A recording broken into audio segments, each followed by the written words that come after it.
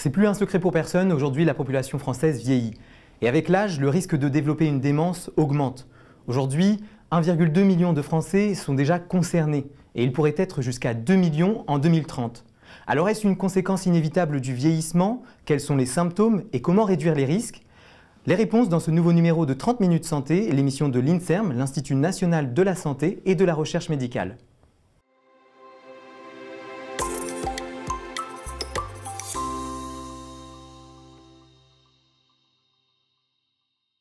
Bonjour à toutes et à tous, bienvenue sur le plateau de 30 minutes santé. Aujourd'hui, pour parler des démences, j'ai le plaisir de recevoir deux spécialistes du domaine. Bonjour à tous les deux. Bonjour. Alors, à ma droite, Claudine Bert, vous êtes épidémiologiste et directrice de recherche INSERM et plus précisément à l'Institut des neurosciences de Montpellier. Et vos recherches portent principalement sur le vieillissement cérébral, hein, c'est correct? C'est tout à fait exact.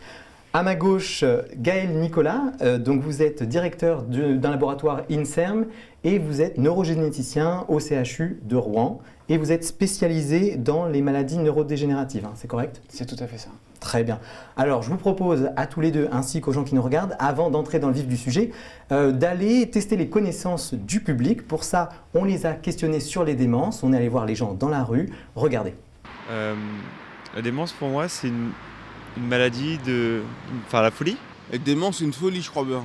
Quand on sort peut-être de son état normal. Puis avoir le contrôle de soi-même. Et qu'on fait n'importe quoi.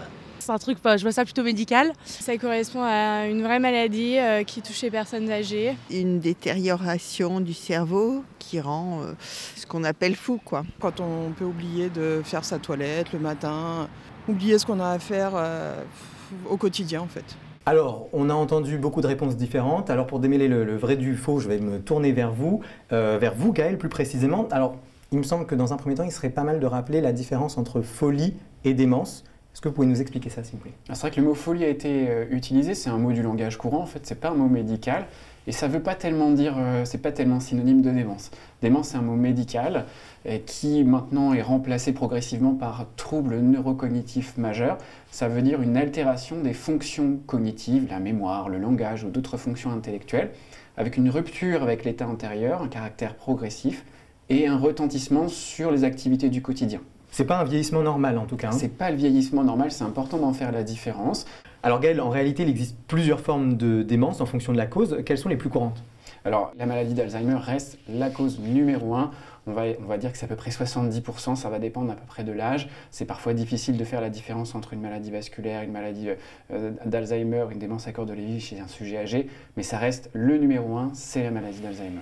Et il y a d'autres maladies comme la démence à corps de Lévy, qui est également une maladie assez fréquente, ou d'autres maladies plus rares comme les dégénérescences lobaires frontotemporales, qui sont aussi une maladie neurodégénérative apparentée à l'Alzheimer, mais c'est une autre cause de maladie. Est-ce qu'on peut avoir un mélange aussi de toutes ces formes de démence? Absolument, c'est même assez fréquent chez les sujets âgés de ne pas avoir une seule cause unique de démence. Bien souvent, un sujet âgé va avoir une composante vasculaire liée au vieillissement et à tout un tas de choses, et une composante dégénérative, et souvent c'est la maladie d'Alzheimer et la maladie vasculaire qui peuvent aller un peu ensemble. Claudine, à quel moment apparaissent les démences dans la vie? La fréquence de la démence, elle augmente avec l'âge à partir de 65 ans. C'est un des premiers facteurs de risque, le principal, c'est l'âge. Et c'est le premier facteur de risque avec le niveau d'éducation qu'on retrouve aussi de manière constante depuis des années pour les démences toutes causes confondues, comme pour l'Alzheimer, qui représente, comme on l'a dit, 70% environ des cas. Est-ce que c'est pareil pour les hommes et les femmes? Alors, en termes de survenue, jusque 75 ans, l'apparition des cas est à peu près du même ordre de grandeur chez les femmes. On retrouve, mais on sait bien qu'après 75 ans, il y a moins de femmes du fait des différences d'espérance de vie. On retrouve une incidence, le nombre de cas qui surviennent nouveaux, qui est un peu supérieur chez les femmes. Et, comment on peut expliquer ça? On a beaucoup d'hypothèses derrière, des hypothèses autour de rôle hormonal, et puis peut-être aussi une hypothèse que les femmes arrivent et plus âgées ont aussi plus de facteurs de risque qui sont accumulés au cours de leur vie, et que les hommes malheureusement ont disparu avant de voir apparaître des signes de démence. Gaël, un mot sur les démences précoces? Alors oui, les démences précoces, ça représente environ 5% des démences. Ça fait quand même beaucoup de malades en France. Et la maladie d'Alzheimer reste la maladie numéro 1, même parmi les jeunes, donc les moins de 65 ans. Il y a d'autres maladies qui sont plus fréquentes chez les jeunes, par exemple les démences frontotemporales dont je parlais tout à l'heure, mais aussi certaines maladies rares qui vont s'accumuler. Mais de loin, ça reste la maladie d'Alzheimer la plus fréquente parmi les patients qui présentent une démence du sujet jeune. Et c'est évolutif, hein, avec l'âge. Comment ça évolue justement alors? C'est, en tout cas pour les maladies neurodégénératives, ça va évoluer progressivement, ça va se détériorer progressivement. Il peut y avoir des évolutions plus ou moins rapides en fonction des individus. On a tendance à estimer que pour les maladies vasculaires, ça va évoluer plutôt par plateau. On va, en fonction d'événements vasculaires qui sont comme des petits AVC, si vous voulez, qui peuvent passer inaperçus, mais en fait, la cognition va pouvoir se dégrader comme ça, de façon progressive, mais par des plateaux successifs. Et les symptômes apparaissent en même temps que la maladie? Alors, ça, c'est une excellente question. Si on pouvait regarder dans les cerveaux des gens des dizaines d'années avant, on verrait déjà des choses. En tout cas, pour les maladies dégénératives, comme la maladie d'Alzheimer, on sait bien maintenant, après avoir étudié beaucoup de cerveaux de personnes qui étaient décédées d'autre chose, ou bien de personnes qui sont prédisposées à développer la maladie d'Alzheimer pour des raisons génétiques, on sait que les lésions se développent bien avant le début des symptômes. Et quand on voit les symptômes, c'est que déjà, les dégâts sont avancés. Il y a déjà des pertes de connexion neuronale, il y a déjà des neurones qui ont disparu, et quelque part, le cerveau n'arrive plus à compenser pour faire ce qu'il doit faire tous les jours, avoir ses fonctions intellectuelles et être autonome dans son quotidien. Dans tous les cas, de toute façon, ça conduit à une perte d'autonomie en tout cas. C'est ça la différence entre le trouble cognitif mineur et le trouble cognitif majeur ou démence, c'est qu'il y a des choses qu'on ne peut plus faire et ça conduit à faire des bêtises. Par exemple, ça peut être pour les papiers, ça peut être pour le quotidien, on oublie des choses qui peuvent être plus ou moins importantes, oublier de payer des factures, se perdre quelque part, des choses comme ça. Très bien. Alors, vous l'avez dit, il peut être difficile dans les stades précoces de différencier une démence d'un trouble de la mémoire lié à l'âge. Heureusement, il existe certains tests cognitifs qui permettent de poser le diagnostic. On en a suivi un, je vous propose de regarder le reportage. Dans le 13e arrondissement à Paris, l'hôpital de la Salpêtrière est spécialisé dans le dépistage de patients qui se plaignent d'une perte de la mémoire ou du langage, par exemple. Le but est d'évaluer les troubles cognitifs des patients et de diagnostiquer une éventuelle maladie. Chaque année, l'hôpital accueille environ 4500 patients. Bonjour monsieur. Alors, on ne s'était pas encore rencontrés. Vous avez déjà passé un bilan neuropsy. On va reprendre tous les antécédents du patient, les comorbidités éventuelles, et puis voir les symptômes, la plainte en elle-même, puis objectiver les troubles. Où ai-je mis mon portable? Qu'est-ce que je vais faire dans cette pièce? Quand vous avez ressenti vos premières difficultés au niveau de la mémoire, cette mémoire récente, est-ce qu'il y avait un contexte particulier? Non, c'est depuis toujours parce que le souvenir... À partir de là, on a deux cas possibles. Soit on est dans un cas de trouble cognitif dit typique, c'est-à-dire avec quelqu'un qui a surtout un syndrome amnésique, qui a plus de 65 ans, pour lequel l'IRM et le bilan biologique montrent des anomalies assez évocatrices de maladie d'Alzheimer. Dans tous les autres cas, c'est-à-dire les cas de début précoce ou les formes plus atypiques, on va poursuivre les investigations encore. Alors, je vais vous dire 3 mots. Vous allez devoir les écouter attentivement, les répéter après moi et essayer de les retenir parce que je vous les redemanderai tout à l'heure. Citron, clé, ballon. Citron, clé, ballon. Je peux prendre des notes? Absolument pas, mais bien tenté. On peut aussi proposer des PET scanners, ça permet de regarder comment fonctionne le cerveau. Donc là, c'est pour tous les cas, notamment de maladies neurodégénératives plus rares, comme la maladie à corps de Lévy ou la dégénérescence lobaire frontotemporale, où ces examens vont être particulièrement pertinents. Maintenant que vous avez fait autre chose, je vais vous redemander les 3 mots que vous avez répétés tout à l'heure. Citron, ouais. Clé, ballon. Impeccable. Mais on est sur des exercices entre guillemets plutôt simples. On ira creuser un petit peu plus après. Les tests de mémoire ont des limites. Le patient peut souffrir d'un manque de sommeil ou d'angoisse. Il est nécessaire de réaliser d'autres examens comme un IRM ou un scanner. Autant d'outils pour poser le diagnostic de la maladie et évaluer son stade d'évolution. Ce qu'on peut voir sur une IRM cérébrale de quelqu'un qui va souffrir de maladies neurodégénératives type Alzheimer, c'est notamment une atrophie de l'hippocampe, c'est-à-dire qu'à la place d'avoir des neurones, on a du liquide céphalorachidien, qui est le liquide dans lequel baigne le cerveau, qui prend la place parce que la structure s'est atrophiée. Alors que se passe-t-il dans le cerveau? On va essayer de comprendre pourquoi certaines personnes développent une démence. Gaël, je me tourne vers vous. Tout d'abord, est-ce qu'il existe une origine génétique aux démences? Alors oui, tout à fait. Toutes les démences ne sont pas d'origine génétique, mais certaines démences sont purement génétiques, c'est-à-dire des formes rares de démence, notamment dégénératives, mais pas uniquement, où une anomalie génétique, c'est comme une faute d'orthographe dans un gène, est suffisante et est l'explication seule et unique de la maladie d'un sujet. Bien souvent, ce sont des sujets jeunes, ce qui ne veut pas dire que tous les sujets jeunes sont forcément d'origine génétique, mais bien souvent, ce sont des sujets jeunes.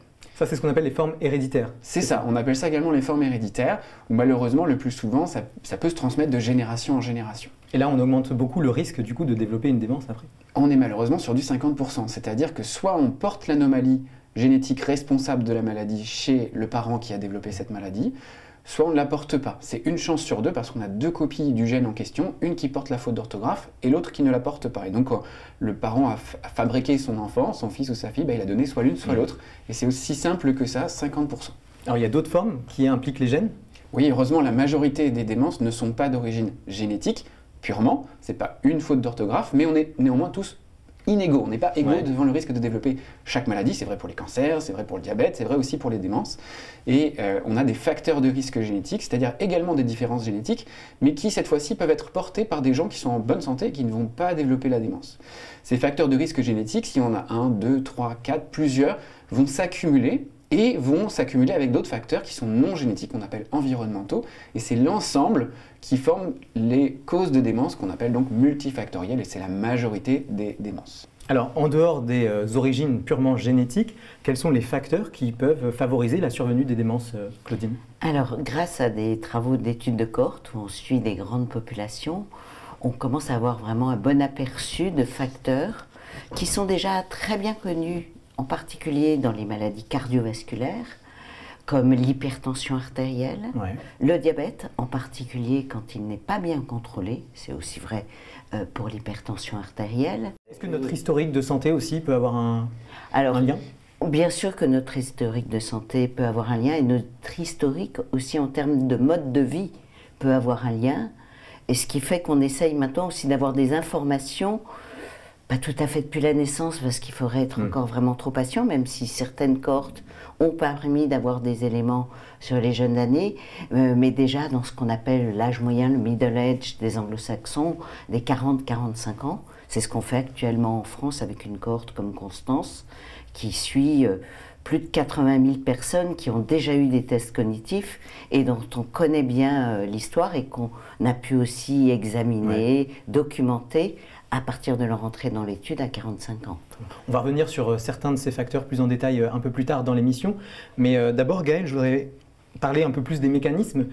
Finalement, certains facteurs se combinent et agissent sur le fonctionnement normal du cerveau, ils le perturbent. Dans la maladie d'Alzheimer, quels sont les mécanismes qui sont en jeu? Dans la maladie d'Alzheimer, on sait que c'est une petite protéine qu'on appelle un peptide, le peptide amyloïde, qui va s'accumuler. Ce peptide amyloïde va entraîner un certain nombre de conséquences et ça va abîmer les neurones. On sait que l'amyloïde est indispensable pour développer une maladie d'Alzheimer et ça, c'est la génétique qui nous le dit. Et alors, où ça se situe en fait autour du neurone? Que se passe-t-il? Est-ce que vous pouvez nous raconter un peu plus précisément? Entre les neurones, et ça va avoir des conséquences sur les neurones, et la protéine tau, elle est dans les neurones. Et c'est véritablement la protéine tau qui va abîmer le fonctionnement des neurones, qui va abîmer les connexions entre les neurones, ce qu'on appelle les synapses, et ce qui va être la cause d'une cascade d'événements menant à la mort de certains neurones. Et donc il va y avoir moins de neurones, et moins il y a de neurones, moins ça fonctionne. Au début, on va s'en sortir, et puis après, il y aura des symptômes. Et pour quelles raisons ces protéines qui sont déjà présentes dans le corps deviennent nocives? Tout à fait, c'est des protéines naturelles dont on a aussi besoin pour fonctionner. Pour les malades qui ont une forme génétique, on sait que c'est la faute d'orthographe qui est responsable de ça. Pour les autres, on ne sait pas encore bien. Et dans la maladie à corps de Lévy, qu'est-ce qui pourrait, du coup, quels sont les mécanismes? La maladie à corps de Lévy est assez complexe parce que c'est un peu de l'Alzheimer et un peu du Parkinson. Il y a de l'amyloïde et puis il y a une autre protéine qu'on appelle l'alpha-synucléine qui s'agrège également, comme dans la maladie de Parkinson, mais pas tout à fait aux mêmes endroits. Si bien qu'il peut y avoir des symptômes qui sont un peu mélangés entre les deux. Ça peut être difficile de faire le diagnostic au début, et dans le cerveau, eh bien, il y a un peu des deux. Et dans la maladie, la démence vasculaire, là encore, quels sont les mécanismes qui entrent en jeu? Alors dans les démences vasculaires, la plus fréquente, c'est celle qui est liée au vieillissement et aux facteurs de risque vasculaire, comme ça a été dit tout à l'heure. Ça va être des petits vaisseaux qui s'abîment. Ils s'abîment parce qu'il y a de l'hypertension, du cholestérol, du diabète, du tabac, etc. Toutes ces choses-là qui sont mauvaises pour les vaisseaux, c'est mauvais pour la circulation et ça va abîmer, ça va faire comme des petits AVC, des petits infarctus qui s'accumulent dans le cerveau et qui abîment le cerveau. Mais il y a aussi des maladies rares d'origine génétique qui abîment le cerveau, qui fort heureusement sont beaucoup plus rares et qui peuvent aussi donner des démences vasculaires d'origine génétique chez des sujets jeunes. Et donc tout ça a un impact sur le cerveau, ça crée des dommages. On voit une image là par exemple du cerveau, qu'est-ce qu'on peut voir sur cette image? Alors sur cette image du cerveau, c'est plutôt dans le cadre de la maladie d'Alzheimer, on va avoir, en fait on ne voit pas les lésions, on voit les conséquences des lésions, c'est-à-dire qu'il y a moins de neurones. S'il y a moins de neurones, eh bien le cerveau va comme rétrécir en fait. Il va y avoir la partie superficielle qu'on appelle le cortex qui va s'amincir, et puis ce qui apparaît en noir, c'est le liquide en fait qui va remplacer, donc on va avoir l'impression qu'il y a plus de noir et moins de substance cérébrale, et c'est ce qu'on appelle l'atrophie cérébrale. On voit ça dans toutes les démences, en particulier dans les démences dégénératives, dans les démences vasculaires aussi, mais pour d'autres raisons, ça va rapetisser. En fait, il y a moins de neurones, il y a moins de substances cérébrales. Alors, au fur et à mesure que la maladie progresse, du coup, les patients perdent leur capacité, leur autonomie, et ça, la dépendance est une grosse caractéristique des démences. Alors, qui sont les personnes qui leur viennent en aide? Je vous propose de le découvrir dans le reportage qui suit. Toutes maladies confondues, dans 8 cas sur 10, ces aidants sont les conjoints ou les enfants. Moi, je sais pourquoi je suis motivé. Quand je me lève, le matin, c'est ma femme, quoi. C'est toujours été ça. Et ma petite famille, ouais. C'est extrêmement épuisant. C'est fatigant au quotidien. Je dors extrêmement mal. En France, on estime à 3 millions le nombre d'aidants qui soutiennent un proche touché par la maladie d'Alzheimer. Je viens pour un rendez-vous protocole. Je gère tout de A à Z, quoi. Aussi bien facture, tout ce qu'il y a, c'est moi qui gère. J'ai été obligé de changer, de mettre une plaque induction avec verrou pour les repas, parce que sinon elle a tendance à laisser la casserole sur le feu et partir, regarder autre chose. C'est comme si donc, on avait un enfant en bas âge, et qu'on lui apprenait donc, tous les jours ce qu'il faut faire. Sauf que là, on le fait tous les jours. Tous les jours, on a affaire donc, à quelqu'un d'autre. Elle vit constamment dans le passé, parce que sa mémoire ancienne est là, encore. Donc j'essaie donc effectivement donc, de lui rappeler ce qu'on a fait donc, il y a très longtemps. Des fois, ça arrive qu'elle oublie qu'elle a des enfants. La mémoire présente disparaît au fur et à mesure. Au moins un conjoint sur 2 déclare une répercussion négative sur sa santé. Et puis ce qui était difficile, c'est de le dire aux enfants. Parce que quand vous dites aux enfants, les enfants, ils craquent tout de suite. Et puis après, on doit les réconforter, mais après, ils vont toujours craquer, quoi. C'est une situation qui est particulièrement difficile, non seulement d'être patient, évidemment, au premier plan, mais aussi d'être aidant. Et donc, beaucoup craquent aussi, et c'est normal. Donc, on est là pour déceler ce type de symptômes, les accompagner au mieux et leur suggérer de l'aide s'ils en ressentent le besoin et les aider à la mettre en place si nécessaire. Le site aide.francealzheimer.org liste des dispositifs d'aide pour les malades et leurs aidants. Il est hors de question qu'elle restructure, donc moi je suis là, je reste avec elle. Tant que je serai debout, je serai avec elle. Alors c'est assez émouvant ce qu'on vient d'entendre. Gaël, comment vous vivez, vous, cette relation avec les proches des patients? C'est sûr que les proches des patients, ils en souffrent directement, donc on essaie de leur apporter le soutien. Il y a des associations qui peuvent également apporter le soutien, comme ça a été dit, France Alzheimer, il y en a d'autres. Le poids de l'aidant est extrêmement important parce que c'est quelqu'un qui est indispensable au fonctionnement de la personne malade, mais c'est quelqu'un qui aussi a une vie et a des conséquences. Quand il y a des enfants, quand il y a un travail, quand les deux travaillaient, que l'un ne travaille plus, que l'autre doit travailler et s'occuper de sa personne malade à la maison, c'est quelque chose qui est extrêmement compliqué à organiser pour eux. La vie change complètement. Alors, on l'a vu tout à l'heure, plusieurs facteurs peuvent induire un risque plus important de développer une démence. C'est le cas en particulier de notre environnement. Claudine, la pollution dans l'environnement a aussi un impact sur le développement des démences? Alors, ce sont des données relativement récentes qui, à partir, là encore, d'études de cohorte, nous montrent que les sujets qui, avant que la démence n'apparaisse, vivaient dans un environnement plus pollué que d'autres, ont un risque plus important de développer une démence. Un risque de combien, pour donner une idée? On augmente de beaucoup ou pas? On augmente de 10 à 20% selon les études, selon le niveau de pollution. Donc c'est pas négligeable. C'est pas négligeable. Est-ce qu'il y a des polluants ou des particules en particulier qui sont plus à risque? La majorité des études retrouvent un effet de ce qu'on appelle les PM2.5, 2.5 étant leur taille, qui sont des petites particules qui ont déjà montré leurs effets néfastes pour le cardiovasculaire et le respiratoire. Mais l'important, c'est qu'à l'échelle de l'individu déjà, qu'on passe le message que tout ce qui est bon pour le cœur, c'est aussi bon pour le cerveau, on en a déjà parlé. Donc prendre soin de sa santé cardiovasculaire, ça passe par quoi par exemple, concrètement? On l'a dit, le contrôle de l'hypertension, du diabète, une alimentation équilibrée avec des graisses où on favorise plus spécifiquement l'huile d'olive, avec une moindre consommation de viande, qui a l'avantage en plus d'être bonne pour le climat, qu'on compense avec un peu plus d'augmentation de poissons, avec des céréales, des légumineuses, une consommation modérée d'alcool.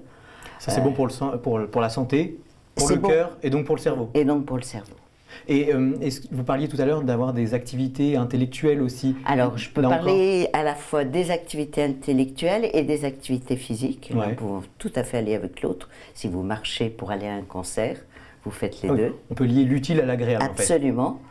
Et pour tout ce qui concerne les activités intellectuelles, ce qui vraiment nous guide, c'est le fait que déjà, quand on a un niveau d'éducation plus élevé, on a un moindre risque de démence ou le début de la démence va être retardé parce que quelque part, on a entretenu ces neurones.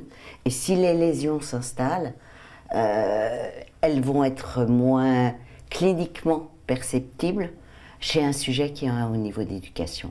Et on peut avoir des activités tout au long de sa vie. Le niveau d'études, c'est un point de départ, mais on sait très bien qu'on peut entretenir son cerveau tout au long de la vie, simplement même en jouant aux échecs, qui est en plus classé comme activité sportive, dans les écoles en tout cas, mais aussi bien en faisant des mots croisés, en jouant au bridge, en allant à des conférences actives, continuer de lire, continuer d'apprendre, apprendre avec ses petits-enfants, ce qui a l'avantage aussi qu'on a du lien social. Ce qui est important quand même de dire, c'est que ce n'est pas une baguette magique, c'est pas parce qu'on agit sur ça qu'on ne va pas avoir de démence. Non, j'ai rencontré des cantatrices qui, à 75 ans, malgré tout ce qu'elles avaient pu entretenir pour apprendre leur texte pour leur concert, avaient néanmoins développé des démences. Mais ce sont des exemples et je crois qu'on en a tous en tête. Alors Gaëlle, dans le cas où on souffre déjà d'une démence, il y a quand même des médicaments qui existent depuis longtemps. Quels sont ces médicaments et comment ils agissent en fait? Alors dans la maladie d'Alzheimer, il y a les anticholinésterasiques. Voilà, c'est dit. Un nom un peu barbare. Un nom un peu barbare. Il y a plusieurs médicaments qui ont pour objectif de favoriser les transmissions entre les neurones, disons pour favoriser la mémoire et la mémorisation. Ça marche un petit peu au début, puis après ça marche plus trop. Cela dit, chez certains patients, ça a quand même un bénéfice pendant quelques mois, voire un an, voire un petit peu plus. Alors ces médicaments, vous le savez, ils ont été déremboursés il y a quelques années, mais néanmoins, chez certains patients, ils rendent service. Donc ces médicaments ce sont des médicaments qui sont toujours prescrits à certains patients. Il faut savoir les arrêter parce qu'il faut toujours peser le pour et le contre. Il y a des effets indésirables potentiels, donc il faut peser le pour et le contre. Mais ces médicaments peuvent avoir un effet bénéfique sur le symptôme mémoire dans un premier temps. Puis il y a un autre médicament qui peut aussi avoir un effet sur le comportement pour certains patients. Donc on freine, on ralentit la progression de la maladie, mais on n'en guérit pas en fait. On ralentit pas vraiment en fait. On agit sur le symptôme, mais ça n'agit pas sur les lésions neuropathologiques.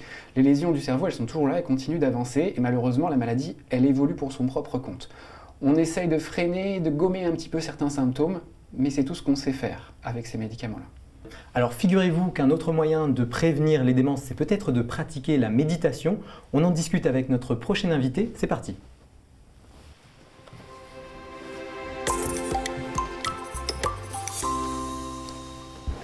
Bonjour Gaëlle Chetla, bienvenue sur le plateau de 30 minutes santé. Bonjour. Vous êtes directrice de recherche INSERM et responsable de l'équipe Neuroprésage à Caen. Vos recherches visent à mieux comprendre la maladie d'Alzheimer, les mécanismes, mais aussi à améliorer le diagnostic précoce grâce à la neuroimagerie et la prévention, c'est correct? Tout à fait. Alors, un des multiples axes que vous développez avec vos équipes, c'est le travail sur la méditation. En quoi c'est une approche intéressante de prévention? Alors on a vu qu'il y avait un certain nombre de facteurs de risque de la maladie d'Alzheimer, dont des facteurs de vie qui sont modifiables. Parmi ces facteurs de risque, on se rend compte qu'après 60 ans, des facteurs très importants sont les facteurs émotionnels ou psycho-affectifs du vieillissement, comme la dépression, mais aussi le stress, l'anxiété, les problèmes de sommeil, etc. Et donc, on a souhaité trouver une intervention qui permettait de réduire ces facteurs de risque psycho-affectifs. La méditation est une approche, un entraînement mental qui permet notamment d'agir sur la régulation des émotions et par là même de diminuer ces facteurs de risque émotionnels, anxiété, stress, dépression, et d'améliorer les problèmes de sommeil. Vous avez coordonné un projet européen de recherche sur la méditation. Quel était l'objectif ? Tout à fait, c'est un projet de recherche européen qui regroupe 11 partenaires dans 6 pays européens. Ce projet a été mené avec l'INSERM à Caen, au centre Cicéron, et il visait à démontrer l'impact d'un entraînement mental par la méditation sur le bien-être et la santé mentale des seniors. Et vous avez réuni comme ça combien de seniors et qu'est-ce que vous leur avez proposé alors finalement concrètement ? Alors on a réussi à recruter à Caen 137 seniors auxquels on a proposé un ensemble de tests et d'évaluations comprenant des évaluations comportementales, par exemple des tests, des questionnaires pour évaluer leurs fonctions cognitives dont on a parlé, mais aussi des évaluations biologiques, sanguines par exemple, des marqueurs également cérébraux avec des examens de neuroimagerie complémentaires permettant de regarder différents aspects de l'intégrité du cerveau et puis une évaluation détaillée de la qualité de sommeil. Et alors vous êtes concentré sur des zones bien précises du cerveau, j'imagine, non ? Oui, tout à fait. On a regardé notamment des facteurs de risque de la maladie d'Alzheimer, comme la taille de l'hippocampe, et puis des régions cérébrales qui sont particulièrement sensibles à l'effet de l'âge et que l'on pense être particulièrement également sensibles à un entraînement à la méditation. Et on pense donc que cet entraînement à la méditation va permettre de réduire les effets de l'âge sur ces structures. Et ce qu'on a pu montrer en lien avec ce modèle, c'est que 18 mois de méditation chez une personne âgée n'était pas suffisante pour modifier la structure du cerveau. Il était tout juste insuffisant également pour montrer un impact sur le fonctionnement cérébral. Par contre, on arrivait à modifier de façon importante le comportement, on va dire, c'est-à-dire la régulation émotionnelle, attentionnelle et les liens avec les autres. Et donc ces facteurs sont des facteurs importants du bien-être dans le cadre du vieillissement. Qu'est-ce que vous prévoyez pour la suite de l'étude ? On a eu la chance d'avoir un financement complémentaire qui va nous permettre d'évaluer les effets à plus long terme. Donc 30 mois après la fin de l'intervention, on a à nouveau réalisé un certain nombre de mesures.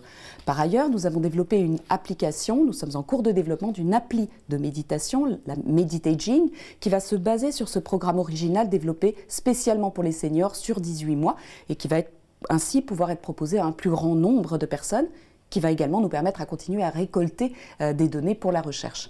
Et enfin, nous allons poursuivre les études en non pharmacologique pour essayer de comprendre quelles autres interventions et quelles combinaisons d'interventions pourraient permettre un mieux vieillir et notamment une meilleure prévention de la maladie d'Alzheimer et des démences. Très bien. Eh bien, écoutez, merci beaucoup Gaëlle Chetla. Avec plaisir. On continue la discussion avec mes invités en plateau, cette fois pour parler des grandes perspectives à venir de la recherche. C'est parti.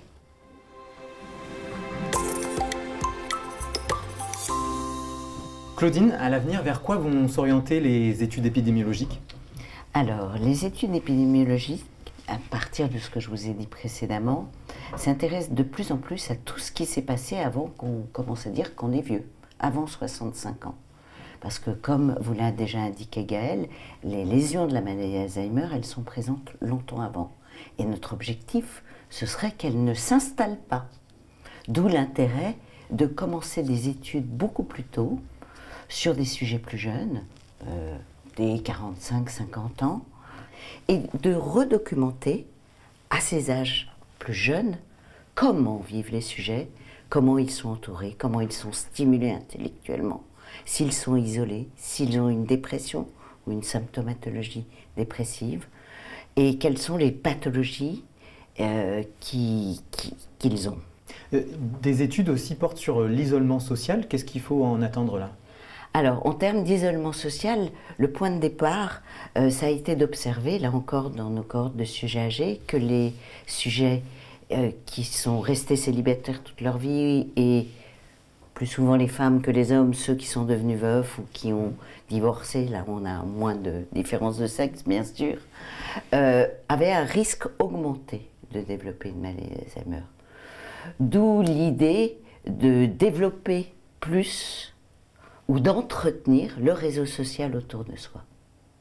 Ce qui n'est pas facile en théorie, puisque ça dépend de l'environnement du sujet et de ses caractéristiques. Mais ne pas laisser les gens isolés, aller vers eux, est toujours très très important dans toutes les étapes du vieillissement. Très bien.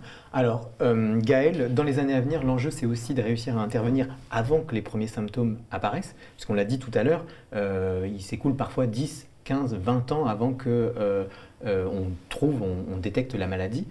Comment la génétique peut aider là-dessus? C'est une très bonne question. Tout le monde ne va pas développer la maladie d'Alzheimer, fort heureusement.